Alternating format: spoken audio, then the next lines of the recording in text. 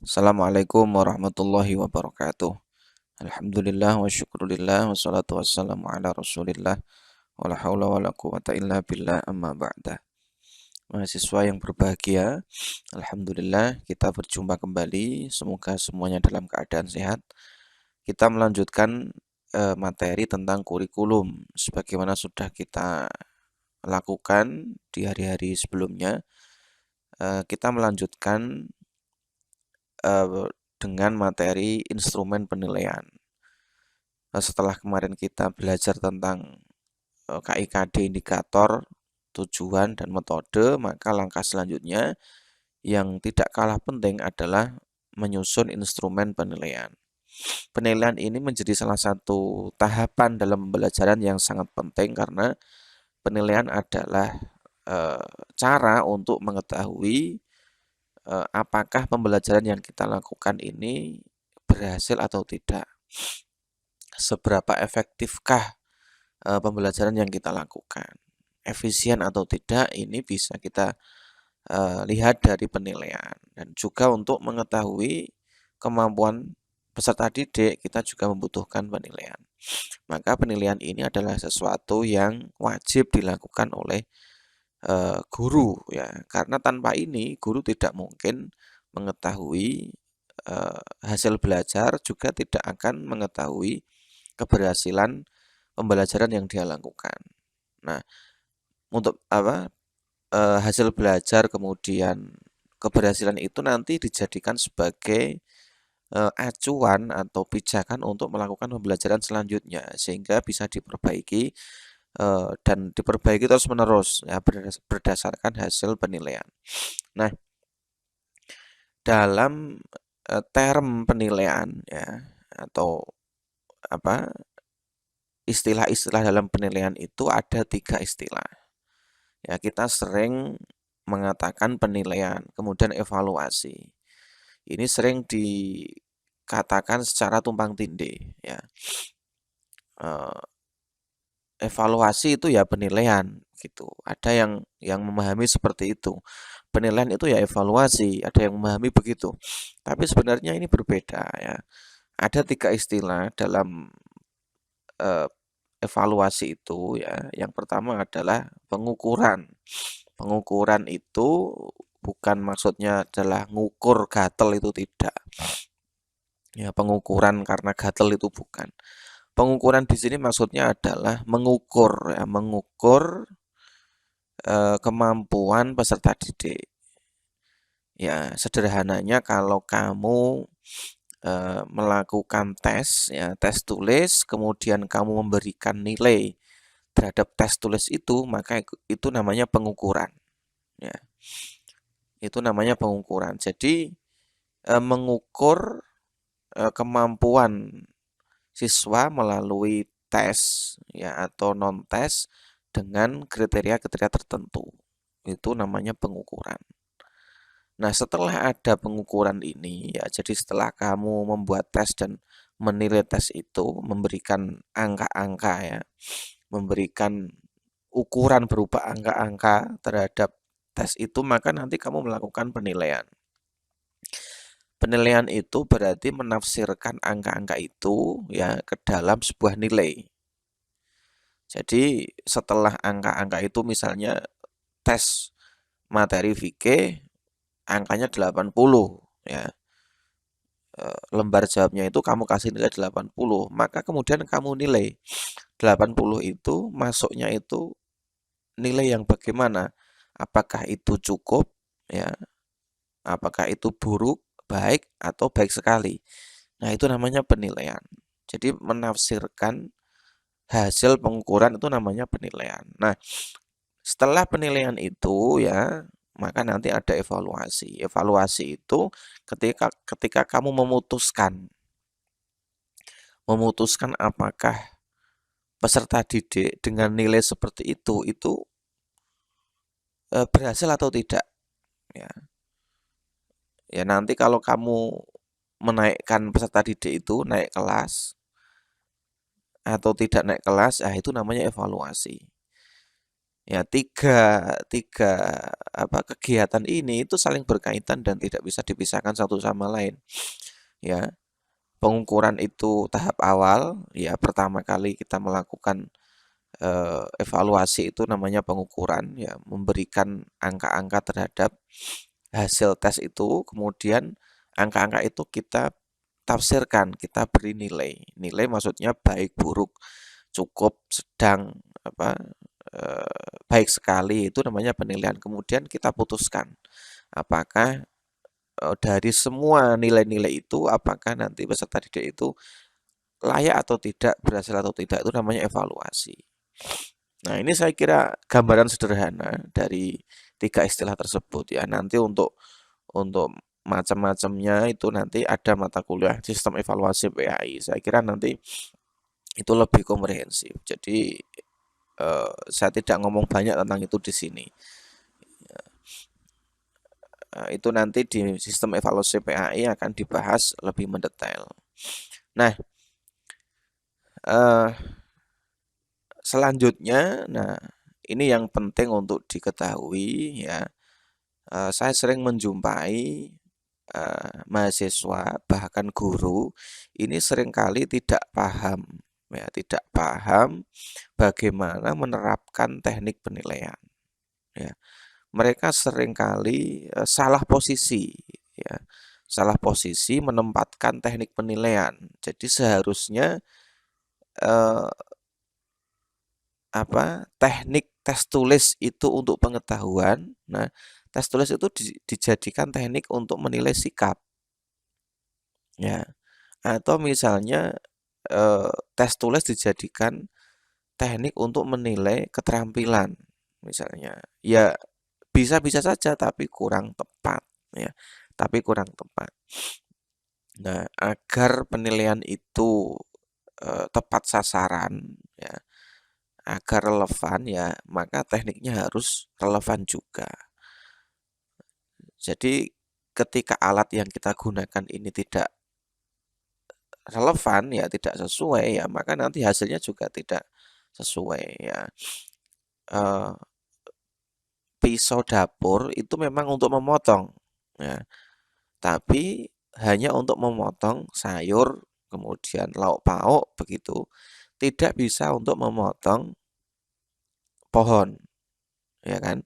Sama tes tulis itu ya, tes tulis itu atau tes lisan itu eh, fungsi utamanya adalah untuk menilai pengetahuan ya. Sama-sama bentuk tes ya, tapi hanya untuk pengetahuan. Ketika tes itu digunakan untuk yang lain, misalnya tes sikap atau keterampilan, yaitu bisa saja, tetapi tidak begitu efektif. Yo, pisau dapur itu kamu buat motong pohon ya bisa, tapi tidak tahu kapan selesainya. Ya, tes tulis juga begitu. Bisa kamu gunakan untuk tes keterampilan, tapi hasilnya itu tidak komprehensif ya. Ya, masalahnya macam-macam ya. Yang paling relevan adalah tes praktek. Nah, macam-macam teknik penilaian ini seringkali disalahpahami oleh mahasiswa atau peserta atau guru ya. Mereka seringkali salah memposisikan teknik. Ya, salah memposisikan teknik. Nah, ketika salah memposisikan teknik, maka hasilnya juga salah. Hasilnya tidak akurat. Ya, nilai yang diberikan guru menjadi nilai yang tidak valid, sehingga kemampuan peserta didik itu bukan kemampuan sebenarnya ya. Jadi ketoke nilai-nilai dur-dur 8 atau 9 ternyata orangnya nggak bisa apa-apa. Ya, itu disebabkan karena salah teknik penilaiannya ya. Atau misalnya satu kelas itu nggak ada yang nilainya bagus ya. Nilainya jelek semua. Yaitu kemungkinannya bisa karena guru tidak iso mulang atau bisa juga karena teknik penilaiannya yang salah. Nah, itu juga bisa menjadi sebab kemampuan siswa ini tidak terukur dengan baik ya, sehingga tidak merepresentasikan ya, tidak menunjukkan kemampuan siswa yang sesungguhnya. Ya hasilnya ya begitu ya. Ketoke nilainya apik-apik, tibake ora pati iso. Atau nilainya bocahe pinter ya, tapi nilainya elek-elek. Nah, ini bisa disebabkan karena kesalahan dalam menentukan teknik penilaian. Nah, ada beberapa teknik penilaian ya untuk menilai pengetahuan ya. Kita bisa menggunakan tes tulis ya. Tes lisan, kemudian penugasan ya, PR dan lain sebagainya. Kemudian untuk keterampilan ada namanya tes praktek ya, proyek atau portofolio. Ya, proyek itu berarti mengerjakan suatu kegiatan yang outputnya yang hasilnya itu berupa sebuah karya. Ya karya itu bisa berupa makalah, bisa berupa media, alat dan lain sebagainya. Ya. Kalau di PAI ya bisa berupa media pembelajaran misalnya, itu namanya tes proyek.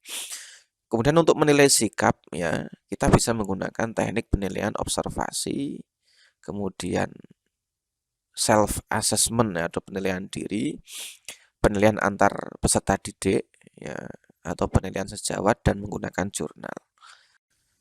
Nah, ini penjelasannya ya. Yang pertama tes tertulis ya, tes tertulis bisa kita gunakan untuk menilai aspek kognitif, dan memang tes tertulis ini lebih dominan digunakan untuk mengukur kemampuan berpikir atau kognitif. Ya, bisa kita gunakan pilihan ganda atau multiple choice, kemudian benar salah ya, true or false, kemudian menjodohkan. Biasanya dengan pertanyaan-pertanyaan singkat, kemudian jawabannya ditaruh di pinggir begitu. Atau kita bisa menggunakan tes isian, bisa dengan isian singkat, ya jawaban 1-2 kata, atau tes urean yang jawabannya biasanya bisa 1 paragraf. Nah, tes tertulis ini ya memang biasanya digunakan untuk mengukur aspek kognitif saja ya. Maka ketika tes tertulis ini digunakan untuk mengukur aspek afektif atau psikomotorik, ini sebenarnya kurang tepat ya, kurang tepat. Ya, ini yang sering disalahpahami oleh guru ya.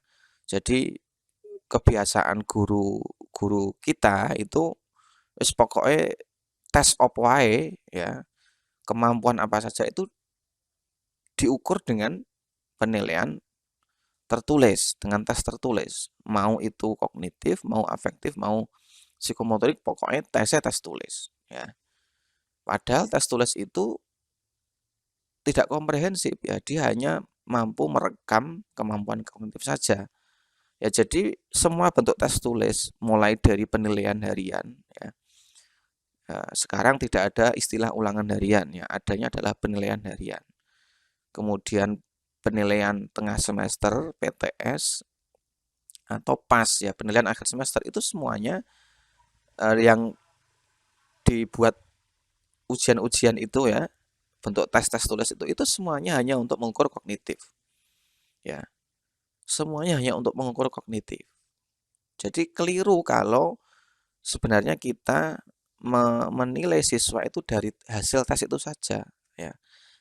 Tes harian, tes tengah semester, tes akhir semester itu bukan segala-galanya ya. Guru harus memahami itu ya. Jadi keliru kalau naik dan tidaknya siswa ke jenjang berikutnya atau lulus tidaknya siswa itu hanya didasarkan pada tes tulis saja. Itu keliru ya.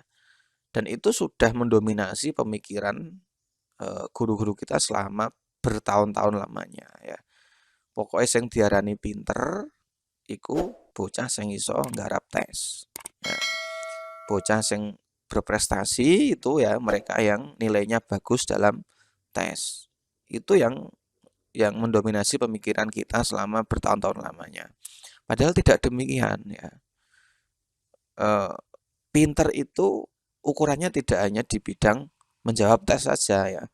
Anak yang pinter olahraga ya, pinter main catur, pinter kiro, pinter bananan itu juga pinter. Itu juga pinter sebenarnya, tapi sayangnya mereka kemampuan mereka tidak masuk dalam penilaian. Nah, itu salah satu apa ya, kesalahan dalam dunia pendidikan kita. Ya, jadi sudah kadung ya, sudah terlanjur itu terpatri dalam pemikiran kita bahwa prestasi itu ya kognitif gitu. Prestasi itu ya anak yang IQ-nya tinggi, ya itu yang dikatakan pinter. Ya, padahal IQ itu atau intelektual itu hanya satu aspek dari kemampuan manusia. Kemampuan manusia itu banyak sekali. Ya. Saya pernah sampaikan itu di kelas ya, teorinya Howard Gardner ya, multiple intelligence, kecerdasan majemuk. Ya, jadi manusia itu sebenarnya punya banyak kecerdasan dan kecerdasan kognitif itu hanya salah satunya. Ya.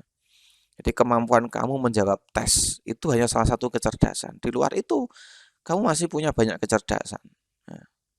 Tapi ya sayangnya di sekolah kita itu rata-rata yang diukur hanya itu kan, yang jadi ukuran dominan.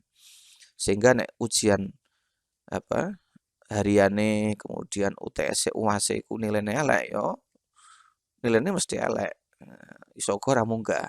Nah, itu yang sering terjadi. Nah, padahal tidak begitu ya. Nah, tes tertulis itu digunakan untuk mengetahui aspek kognitif. Ya, jadi kalau digunakan untuk mengetahui sikap dan keterampilan itu kurang tepat ya, kurang tepat. Bisa ya tetap bisa tapi kurang tepat ya. Ya seperti misalnya pisau dapur ya, itu kan untuk memotong ya. Tapi pisau dapur itu hanya bisa memotong sayur ya atau ikan ya, atau tempe tahu. Kalau kamu gunakan untuk memotong pohon ya bisa tapi mbuh rampungnya kapan? Ya, sama ya. Sama dengan tes tertulis juga begitu. Ketika tes tertulis itu kamu gunakan untuk menilai kognitif, psikomotorik atau afektif, ya masih bisa, tetapi hasilnya tidak begitu akurat, ya, tidak akurat, ya, tidak efektif, tidak efisien. Ya bisa jadi malah salah, ya, salah diagnosa karena menggunakan cara yang tidak tepat. Nah, sehingga ketika instrumen yang digunakan itu salah ya dan nilainya salah ya maka kita tidak bisa mengetahui kemampuan siswa yang sebenarnya ya. Jadi siswa sing bener-bener pinter iku sing kurang pinter yang mana, yang tidak pinter yang mana itu nanti bias jadinya, tidak jelas. Ya karena instrumen yang kita gunakan juga tidak jelas. Begitu. Yang kedua observasi ya. Observasi itu kita gunakan untuk melakukan pengamatan ya terhadap kemampuan afektif bisa ya, psikomotorik juga bisa, keterampilan juga bisa ya. Caranya bagaimana ya untuk menilai afektif misalnya kita tinggal melihat KD-nya, kita lihat indikatornya ya. Di indikator afektif itu, di indikator sikap itu ada sikap apa saja ya, misalnya apa siswa menerima materi sholat jamaah. Ya. Siswa aktif dalam pembelajaran sholat jamaah. Ya. Siswa disiplin dalam pembelajaran sholat jamaah. Nah, itu berarti ada 3 sikap di situ. Ada 3 indikator. Tinggal kita buat itu. Indikator pertama aktif, kemudian menerima, kemudian disiplin. Kita buat itu nanti tinggal kita buat daftar siswanya, kita sesuaikan dengan indikatornya. Ya, si A misalnya untuk indikator sikap aktif itu nilainya apa? Ya. C, B ya, atau baik sekali. Di indikator menerima misalnya dia bagaimana, dan begitu seterusnya. Di apa untuk pengamatan keterampilan juga sama, bisa kita gunakan seperti itu ya. Jadi unsur-unsur dalam keterampilan itu apa saja? Misalnya eh, sholat jenazah. Jadi bagaimana dia niatnya, bagaimana melafalkan eh, Al-Fatihah, ya, baca sholawatnya bagaimana. Itu nanti kita buat poin-poin begitu, kemudian kita nilai ya, baik buruknya. Kemudian yang ketiga adalah tes praktik ya, tes praktik atau tes kinerja. Ya, di sekolah biasanya ini dilakukan kalau mau lulus ya, ada ujian praktek itu. Tapi sebenarnya ini bisa dilakukan kapan saja ya. Tes praktek bisa kita gunakan tes tulis ya, bisa. Ya, biasanya bentuk soalnya itu adalah menguraikan ya. Kata-katanya yang digunakan adalah bagaimana ya, bagaimana cara melakukan sholat jenazah ya, bagaimana tata cara wudhu begitu. Bisa ya, tetapi sekali lagi ini eh, bukan bentuk penilaian yang ideal ya. Jadi karena eh, ya tidak komprehensif ya, menilai menilai keterampilan, karena keterampilan itu adalah gerak tubuh ya, seharusnya memang dengan pengamatan ya, dengan pengamatan. Kalau dengan tes tulis itu ya bisa, tetapi tidak komprehensif. Kemudian tes identifikasi. Tes identifikasi itu siswa diminta untuk mengidentifikasi sebuah pekerjaan. Jadi guru menampilkan gambar atau video, ya nanti siswa diminta untuk mengidentifikasi perbuatan apa atau pekerjaan apa dalam video itu. Dan tes simulasi ya, tes simulasi kemarin sudah saya sampaikan, simulasi itu mengerjakan sesuatu tidak dalam kondisi sebenarnya ya. Jadi dalam kondisi tiruan. Siswa diminta untuk mensimulasikan pekerjaan tertentu kemudian dinilai. Atau tes uji petik kerja ya, ini tes demonstrasi lah ya. Siswa diminta untuk mendemonstrasikan suatu pekerjaan, nanti dinilai. Ya hampir sama. Kemudian yang keempat adalah penugasan individual atau kelompok. Ya. Ini bisa digunakan untuk menilai aspek psikomotorik ya. Atau tes kognitif juga bisa digunakan untuk mengukur aspek kognitif ya. Kita bisa menggunakan pekerjaan rumah atau PR ya. Tinggal PR-nya itu bentuknya apa ya. Kalau PR-nya itu bentuknya tes tertulis ya, yaitu berarti menilai aspek kognitif. Kalau pekerjaan rumahnya itu mengerjakan suatu pekerjaan ya, kemudian diminta untuk membuat deskripsi atau direkam ya, itu ya berarti aspek psikomotorik. Kemudian bisa dengan proyek ya, yang kedua dengan proyek. Proyek itu eh, tugas yang diberikan kepada siswa ya, dalam bentuk mengerjakan suatu pekerjaan dengan eh, outcome ya, outcome itu hasil berupa produk. Ya, jadi hasil dari proyek itu adalah produk. Produknya bisa berupa makalah, ya, artikel, ya, media pembelajaran dan sebagainya ya. Misalnya dosen memberikan proyek untuk membuat media pembelajaran PAI pada mahasiswa, itu namanya proyek. Atau guru meminta siswa untuk membuat sketsa, misalnya sketsa tata cara sholat jenazah. Nah, itu juga bagian dari proyek. Nah, selanjutnya adalah tes lisan. Saya kira ini sudah dipahami ya, tes lisan itu berarti menguji siswa secara lisan, secara oral ya, oral tes ya. Instrumennya apa ya? Dengan daftar pertanyaan seperti wawancara begitu. Kemudian penilaian portofolio. Portofolio itu seperti rekap ya, ya rekap tapi dalam bentuk yang lebih detail. Portofolio itu dokumen ya yang mengumpulkan apa eh, lembar-lembar tugas, lembar sikap dari siswa selama waktu yang ditentukan. Misalnya selama 1 semester atau selama satu tahun. Nanti dikumpulkan jadi satu dalam portofolio. Begitu. Jurnal, ya jurnal itu ya buku catatan.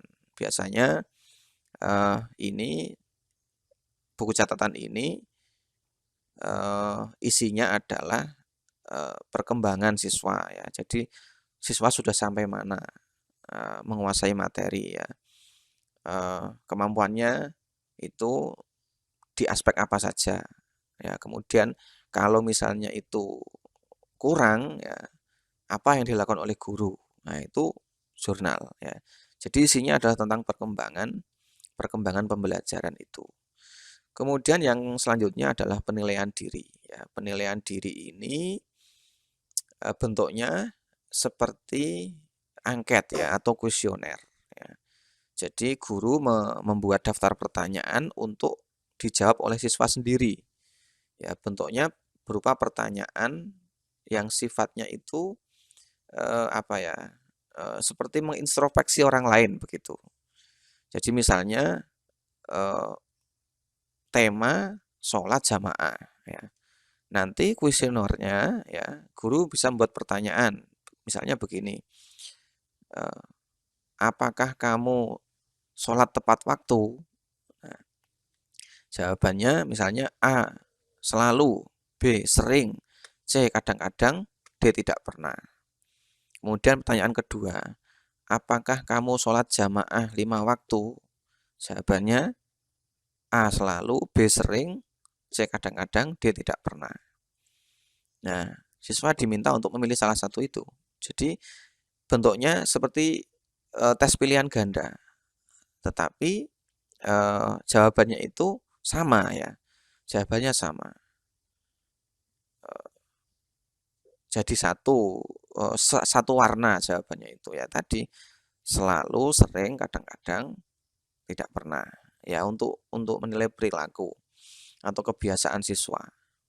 Nah, itu penilaian diri. Nanti yang menjawab adalah siswa sendiri ya.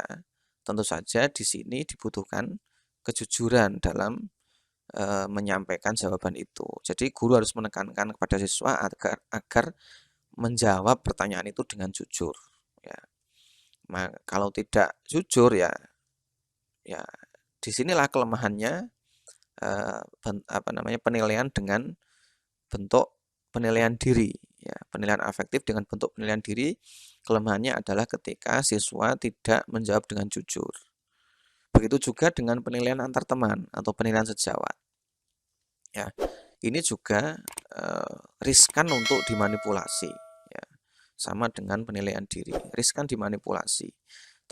Antar teman bisa kerjasama ya atau kong kali kong begitu agar menunjukkan yang baik-baik saja untuk temannya ya.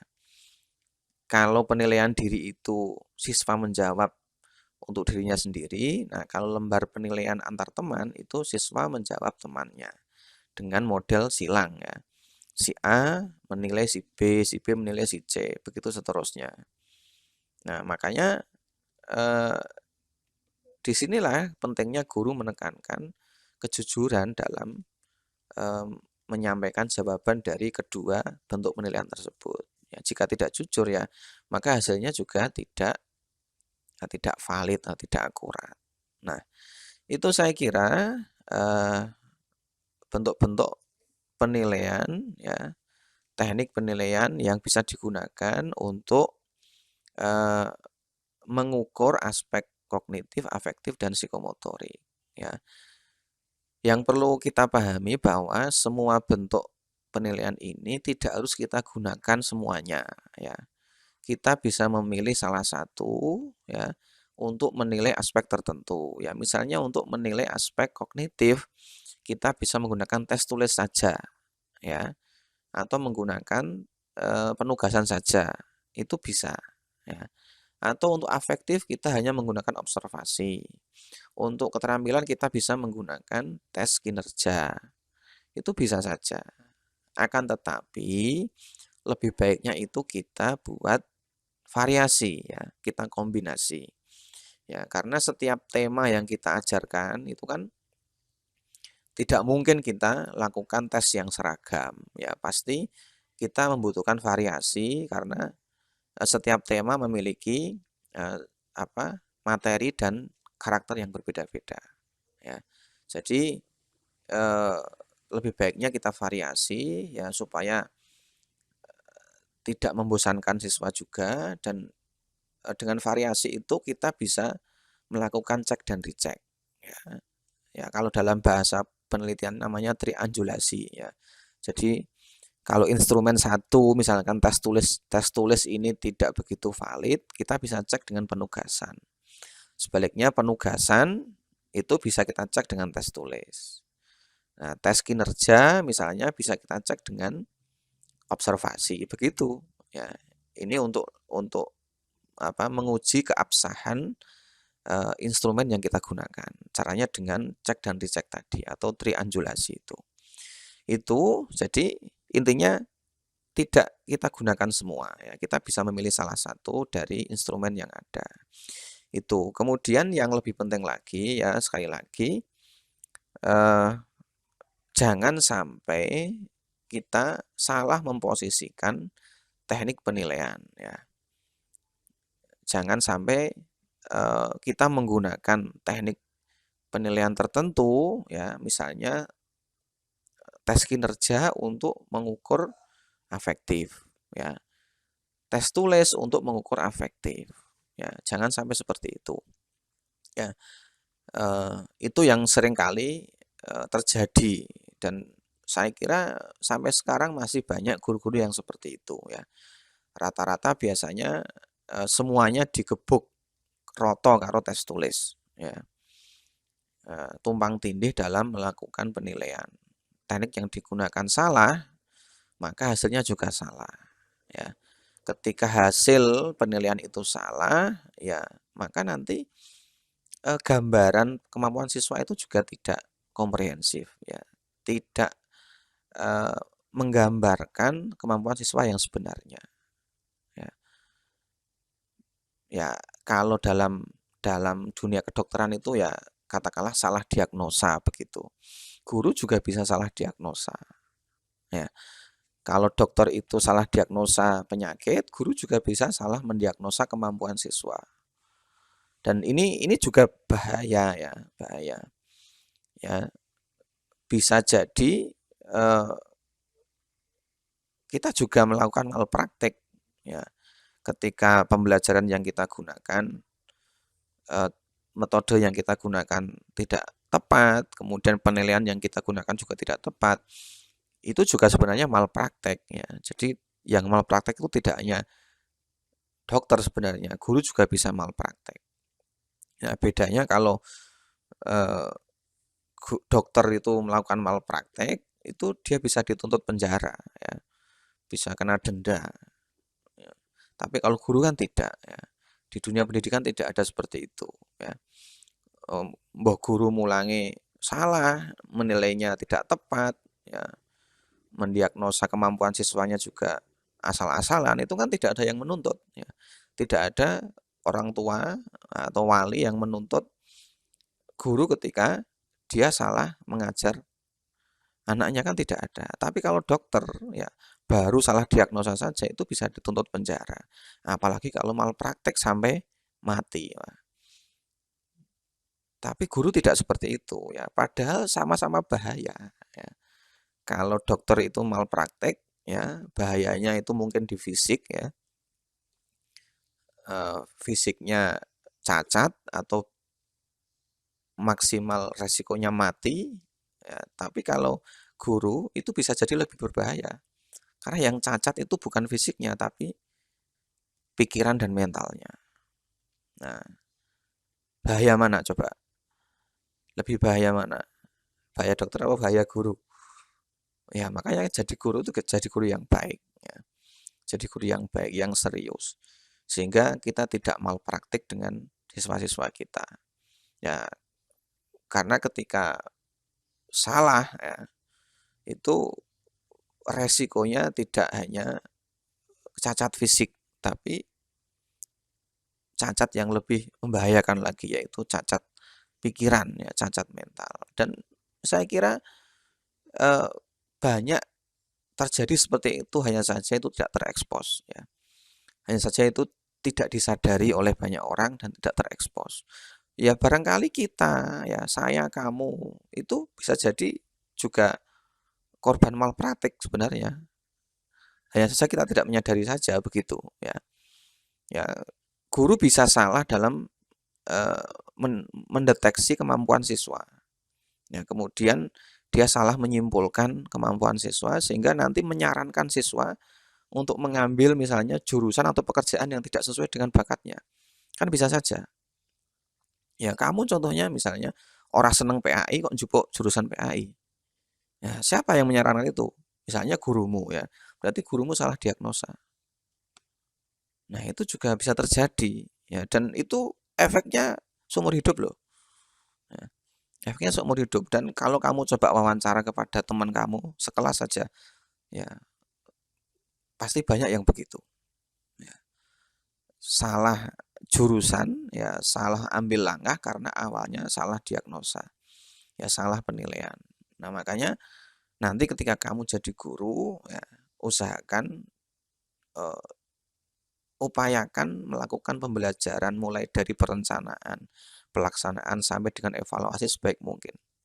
Sehingga kita bisa meminimalisir eh, terjadinya malpraktik dalam pembelajaran itu. Karena ketika sudah malpraktik, resikonya itu sangat berbahaya kepada anak didik kita. Ya. Yang menjadi taruhan adalah masa depan mereka. Ya. Sekali salah langkah mengambil jurusan misalnya, maka itu akan memengaruhi kehidupan selanjutnya. Masa depannya itu juga akan terpengaruh. Ya, bisa kamu rasakan sendirilah. Ya, bisa kamu rasakan sendiri. Ya, ada orang yang beruntung, ya, meskipun salah jurusan, tapi dia beruntung dan bisa mengejar ketertinggalan dalam dalam bidang itu, akhirnya dia menjadi ahli dalam bidang itu. Ada orang yang begitu. Ya.